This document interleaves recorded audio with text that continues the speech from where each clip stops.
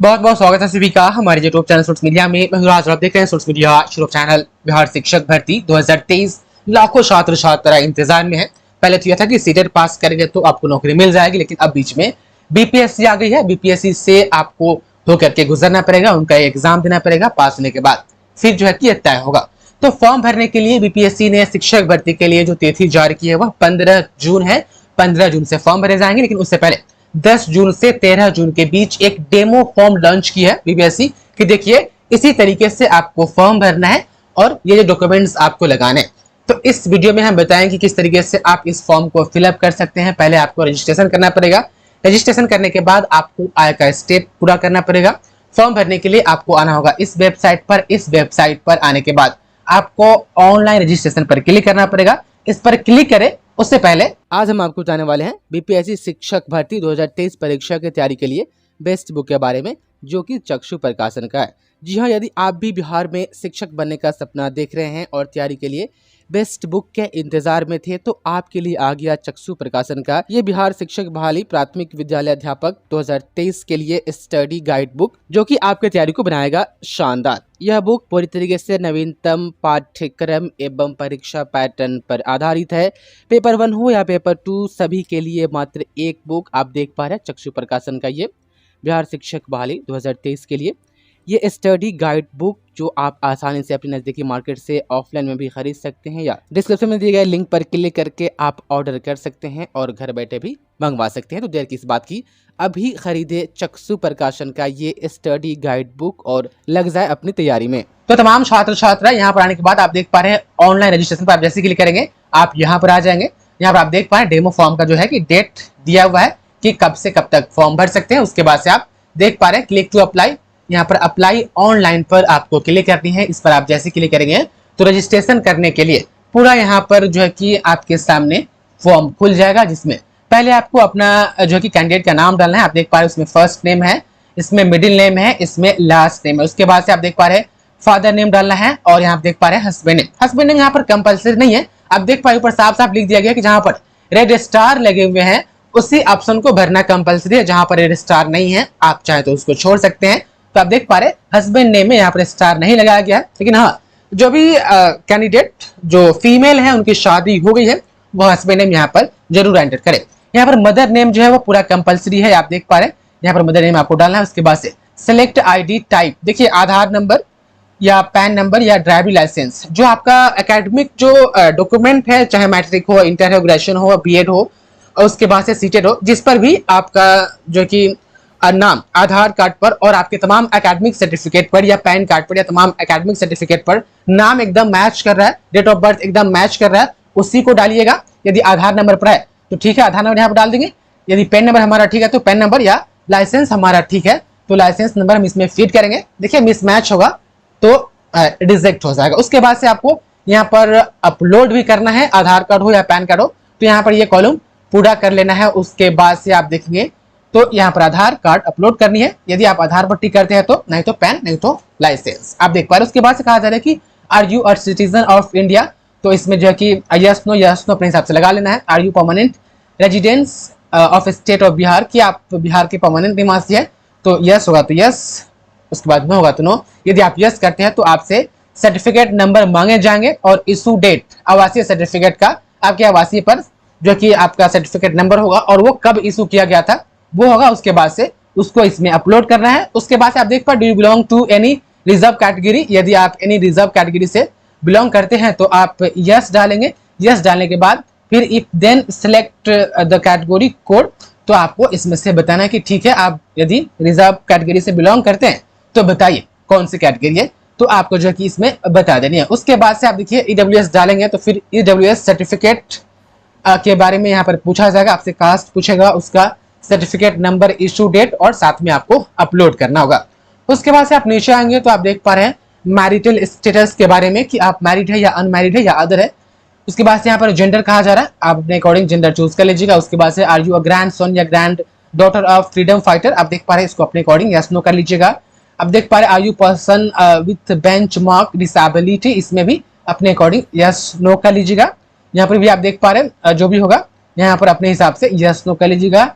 आप देख पा रहे हैं यहाँ पर साफ साफ दिया हुआ है। हालांकि आप देख पा रहे हैं इसमें रेड स्टार नहीं लगे हुए हैं, यदि नहीं है तो आप छोड़ सकते हैं। उसके बाद से आप नीचे आएंगे तो देख पा रहे हैं are you an ex serviceman, कोई गवर्नमेंट जॉब में आप थे या रिटायर हो चुके हैं तो आप देख पा रहे हैं इसमें यस नो लगा सकते हैं अपने हिसाब से। उसके बाद से आप देख पा रहे हैं पंचायती राज संस्था एवं नगर निकाय संस्था नियुक्त एवं कार्यरत शिक्षक, ये यहाँ पर है। इसमें यस वो करेंगे जो ऑलरेडी शिक्षक है। यदि आप फर्स्ट टाइम जो है कि अप्लाई करने जा रहे हैं 7वें चरण के लिए तो आप नो करेंगे।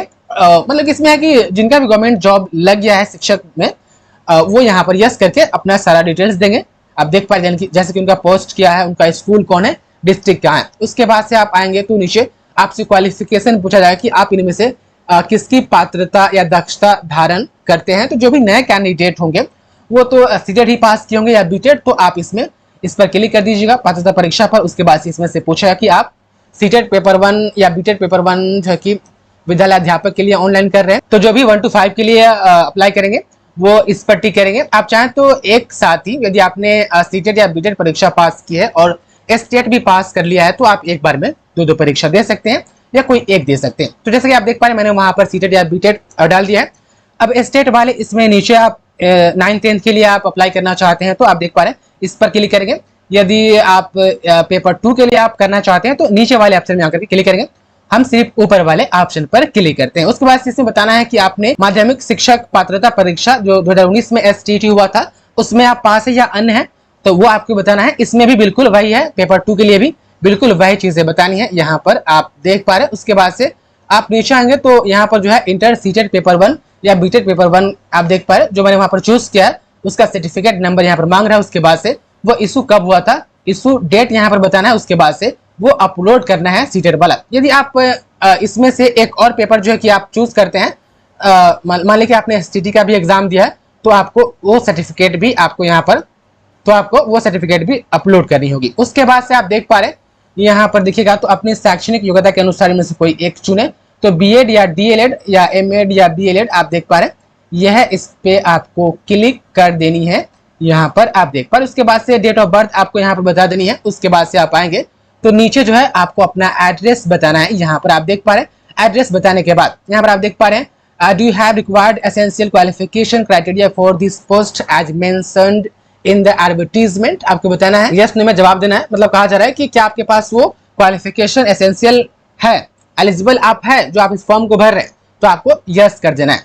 उसके बाद से आपको अपना ईमेल आईडी डालना है। ईमेल आईडी डालने के बाद गेट ईमेल कोड पर जैसे आप क्लिक करेंगे ईमेल पर एक कंफर्मेशन कोड जाएगा। उसके बाद से वही ओटीपी डालेंगे यहाँ पर। उसके बाद से फिर वैसे ही मोबाइल नंबर पर करना है। मोबाइल नंबर डालने के बाद गेट ओटीपी पर क्लिक करके ओटीपी रिसीव करना है। उसके बाद से यहाँ पर कैप्चा डालना है। कैप्चा डालने के बाद आप देख पा रहे हैं सबमिट रजिस्ट्रेशन फॉर्म पर आपको क्लिक करनी है। उसके बाद से आपको आईडी पासवर्ड मिल जाएगा। और फ्रेंड जैसे ही आप यहाँ पर डेट ऑफ बर्थ डालेंगे उसके बाद से यहाँ पर आप देख पा रहे हैं मैंने ऊपर 1 to 5 के लिए टिक किया था तो यहाँ पर क्लास 1 to 5 टीचर के लिए आ रहा है तो इस पर आपको क्लिक करना है। यदि आप 9th-10th के लिए करेंगे और 1 to 5 के लिए भी तो यहाँ पर 2 ऑप्शन आएंगे। तो हम यहाँ पर 1 to 5 पर यहाँ पर जैसे टिक करेंगे तो यहाँ पर कह रहा है कि इनमें से कोई भी क्वालिफिकेशन क्या आपके पास है, तो इसमें से देख लीजिएगा कोई भी क्वालिफिकेशन आपके पास है इतना सारा में से कोई भी, तो बस आपको ओके कर देनी है। उसके बाद से अब यहाँ पर सब्जेक्ट कहा जा रहा है कि यदि आप स्पेशल उर्दू से है या बांग्ला से है तो आप चूज करें, नहीं तो आप सामान्य है तो फिर सामान्य से आप यहाँ पर चूज करें। उसके बाद से अब यहाँ पर नीचे आपको एड्रेस देनी है। तो फ्रेंड्स मैंने यहाँ पर सारी डिटेल्स फिलअप कर दिया। उसके बाद से मोबाइल नंबर पर ओटीपी हो या ईमेल आईडी पर सब यहाँ पर मैंने ले लिया। उसके बाद से कैप्चा भी डाल दिए। अब सबमिट रजिस्ट्रेशन फॉर्म पर क्लिक करते हैं। उसके बाद से कहा जा रहा है कि यहाँ पर एक बार चेक कर लीजिए कि क्या आपने जो चीजें भरी है वो सब ठीक है कि नहीं ठीक है, क्योंकि बाद में जो है कि आप कोई करेक्शन नहीं कर सकते हैं। तो हम यहाँ पर यस कर देते हैं और जैसे यस करेंगे उसके बाद से ये आगे प्रोसीड करेगा। सारा डिटेल्स जो कि वह सक्सेस होने के बाद आपके स्क्रीन पर आप देख पा रहे हैं हमारा यूजर नेम और पासवर्ड जो है दिख रहा है। हम यहाँ पर हाइड कर दिए हुए हैं। जैसे आप रजिस्ट्रेशन कंप्लीट करेंगे आपका यूजर आईडी और वही यूजर नेम और पासवर्ड जो है अब आपको दिखने लगेगा। अब हो गया आपके पास ये यूजर आईडी और पासवर्ड। अब चलते हैं ऊपर और लॉगिन करेंगे। तो चूंकि हमें यूजर नेम और पासवर्ड मिल चुका है तो अब हम आते हैं बैक और लॉगिन करने के लिए। जैसा कि मैं आपको बताया था कि रजिस्ट्रेशन पहले करना पड़ेगा, उसके बाद से ये रजिस्ट्रेशन तो हो गई। अब हम यहाँ पर आराम से लॉगिन कर सकते हैं। यहाँ पर डालने के बाद इसमें आपको यूजर नेम डालना है जो आपके स्क्रीन पर शो हुआ है, इसमें पासवर्ड डालना है। उसके बाद से कैप्चा डालने के बाद लॉगिन वाले बटन पर आपको क्लिक करनी है। तो फ्रेंड्स हमने यहाँ पर डाल दी यूजर आईडी, पासवर्ड, उसके बाद से कैप्चा। अब लॉगिन वाले बटन पर क्लिक करते हैं। जैसे हम लॉगिन वाले बटन पर क्लिक करेंगे उसके बाद से यहाँ पर आप देख पा रहे हमारा सारा डिटेल्स जो मैंने यहाँ पर डाला है सारा शो हो जाएगा। हम आपको नहीं दिखा सकते। अब आपको जो है कि एप्लीकेशन फॉर्म जो है यहाँ पर इस पर आपको क्लिक करनी है। एप्लीकेशन फॉर्म पर आप जैसे क्लिक करेंगे उसके बाद से अब जो है आपसे आपका फोटो लेगा, सिग्नेचर लेगा। सिग्नेचर लेने के साथ हिंदी और अंग्रेजी दोनों में सिग्नेचर लेगा। उसके बाद से आप देख पा रहे हैं ये कह रहा है कि अलाउ कीजिए वरना वेब कैम हम आपका अलाउ नहीं करेंगे। तो हमने अलाउ कर दिया। उसके बाद से आपको यहाँ पर पूरा जो है कि देख लेना है। यहाँ पर जो चीजें हैं आपको मिलाते चलनी है। जो आपने फिलअप किया था रजिस्ट्रेशन में वो सारा का सारा यहाँ पर शो होगा। उसके बाद से आपको जो है कि नीचे आनी है। नीचे आने के बाद यहाँ पर बस मिला लेना है। उसके बाद से ये जो नेक्स्ट वाला बटन है, नेक्स्ट वाला बटन, इस पर जो है आपको क्लिक करनी है। उसके बाद से जो है अब यहाँ पर देख पा रहे हैं आपको सारा डिटेल जो है वो बारी बारी से दिखाया जाएगा।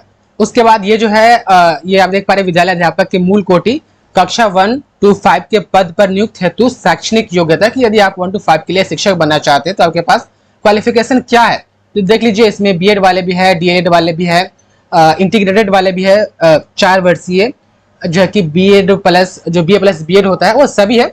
और बीएड वाले आप देखिएगा तो ये है 50% अंकों के साथ स्नातक तथा शिक्षा स्नातक। बीएड को हिंदी में शिक्षा स्नातक बोलते हैं।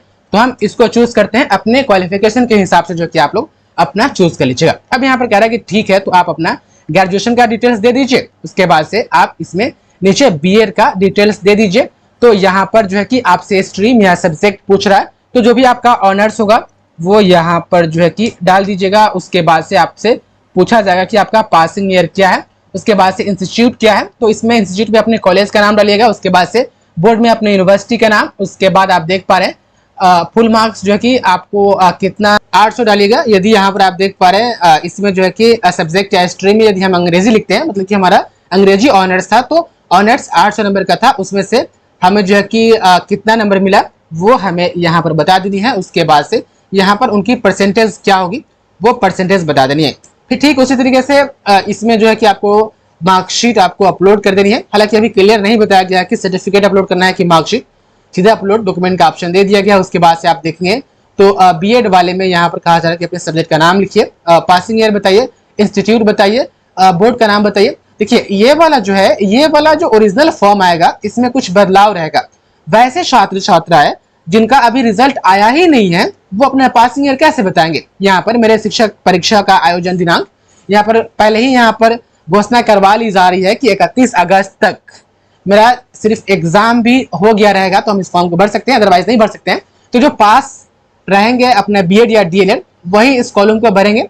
अपेयरिंग वाले इसमें एक बार क्लिक करते ही ये सिस्टम गायब हो जाएगा। तो आप देख पा रहे ओरिजिनल में बदलाव रहेगा। अब ये डेमो दिया गया। उसके बाद से यहाँ पर कहा जा रहा है कि अपना प्राइमरी पोस्ट के लिए एक नंबर चूज कीजिए। तो प्राइमरी के लिए मैंने 1 चूज कर दिया। उसके बाद से आप नेक्स्ट पर क्लिक करेंगे तो नेक्स्ट पर आप जैसे क्लिक करेंगे तो कुछ ऐसा इंटरफेस आपके सामने आएगा। जैसे कि आप देख पा रहे चूज योर डिस्ट्रिक्ट प्रायोरिटी की आप प्राथमिकता कौन डिस्ट्रिक्ट को आप देना चाहते हैं फर्स्ट में। तो हम यहाँ पर फर्स्ट में देंगे मुजफ्फरपुर। मुजफ्फरपुर देने के बाद आप यहाँ पर देख पा रहे हैं यहाँ पर साफ साफ दिया हुआ है।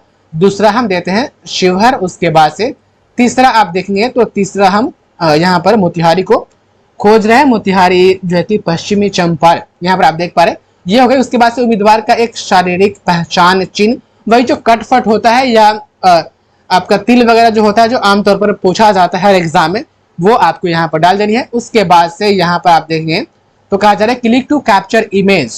यहाँ पर कहा जा रहा है कि आप फोटो एक डालिए। आप चाहे तो लाइव वेब कैम से ही सिस्टम का इस्तेमाल करके आप फोटो ले सकते हैं या सिस्टम में आपके है तो यहाँ पर क्लिक टू अपलोड इमेज पर क्लिक कीजिए। अब अपना फोटो डाल दीजिए। उसके बाद से कहा जा रहा है कि सिग्नेचर भी यहाँ पर डालिए जो कि एक इंग्लिश में होना चाहिए, दूसरा सिग्नेचर जो कि हिंदी में होनी चाहिए। अच्छा उसके बाद से कहा गया है कि आपका जो है कि इमेज स्कैन किया जो इमेज होना चाहिए वो या तो 25 के भी होना चाहिए या उससे कम होना चाहिए, ज्यादा नहीं होना चाहिए। उसके बाद से सिग्नेचर के बारे में बताया गया है कि या तो 15 के भी होना चाहिए नहीं तो उससे कम होना चाहिए और जेपीजी फॉर्मेट में होना चाहिए। उसके बाद से इस पर मैंने पढ़ लिया और उक्त निर्देशों से मैं सहमत हूँ वो करते हुए यहाँ पर प्रीव्यू वाले बटन पर क्लिक करनी है। प्रीव्यू वाले बटन पर क्लिक करने के बाद आपको फिर से देख लेना है कि आपका फॉर्म पूरा सही है कि नहीं है, उसके बाद से सबमिट वाले बटन पर आपको क्लिक कर देनी है। अब देखिए यहाँ पर पैसा वैसा तो लिए नहीं जा रहा है, चूंकि ये डेमो फॉर्म है इसलिए पेमेंट का भी सिस्टम तो है नहीं। बस इतना ही करना है, इतना ही चीज फिलअप करनी है, सर्टिफिकेट तमाम जो मांगे जा रहे हैं वो अपलोड करनी है। उसके बाद से प्रीव्यू करके जब फाइनल वाला आएगा तो उसमें पेमेंट कर देनी है। तो इस तरीके से आपको फॉर्म भरना है। और जैसे ही ओरिजिनल फॉर्म जब आ जाएगी 15 तारीख के बाद या 15 से फॉर्म फिलअप होना शुरू हो जाएगा, तो हम आपको बताएं किस तरीके से जो ओरिजिनल वाला होगा वो फॉर्म भरना है। बहुत बहुत शुक्रिया आपके शुरू को देखने के लिए।